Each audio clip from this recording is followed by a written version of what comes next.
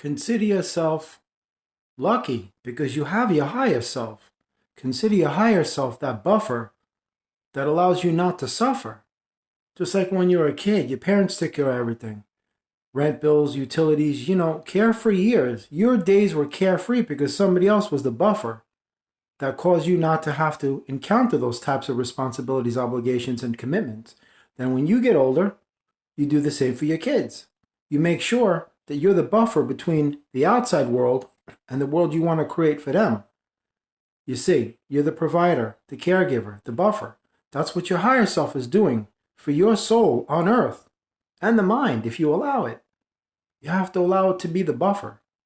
You have to stay inside your sacred space in order to allow that to happen.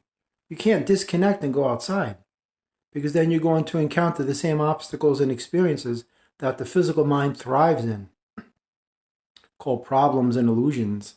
Then the buffer's gone. So you have to allow your higher self to always be that buffer so you don't have to suffer. Suffering is voluntary.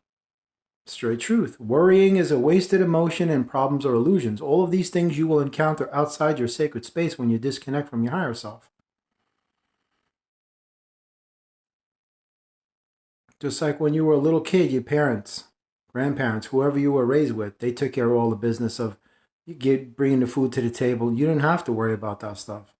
Mostly, usually when you're a kid, you don't have to get a job and pay bills and rent and all that stuff. So your parents and the older people become the buffer. And that buffer is what creates that little safety zone, your sacred space, that allows you to be happy, carefree, the good old days. But there wouldn't be any good old days if there wasn't somebody there that was your buffer, you see. So they were that barrier in between you and the outside world of crippling responsibilities, paralyzing commitments, and stifling obligations. Got to pay the rent, the bills, deadlines, timetables, time crunch, 9 to 5 grind. You know how it goes. Death of the soul. That's what that is. And the assassination of your inner child. That's really what that stuff is. Send your kids to school, and that's legalized rape. That's what that is. That is the assassination of their innocence right there. The purity, gone. Why? Because they're with other children who are byproducts of their family, and your child is going to become exposed to this stuff and have their heart broken and their feelings hurt because it's a toxic environment. Schools, public schools, private schools is no different. As long as there's people around, there's always going to be issues floating around somewhere. But allow your higher self to be the buffer so you don't have to deal with the illusions of this nonsense. Because your higher self always sees things as they are. The mind views things as it wants to be seen by the darkness because the mind is being controlled by something malevolent.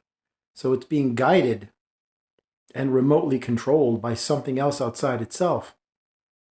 The soul is proactive and autonomous, so it doesn't need any of this stuff. And your heart, it can go either way, I always say, never allow the compassion of the heart to blind the prudence of the literal figurative mind, because sometimes it'll get you in some deep trouble. Oh yeah.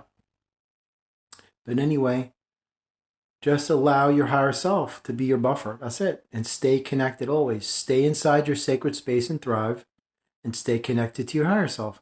And in that instance, you're always going to be okay, man.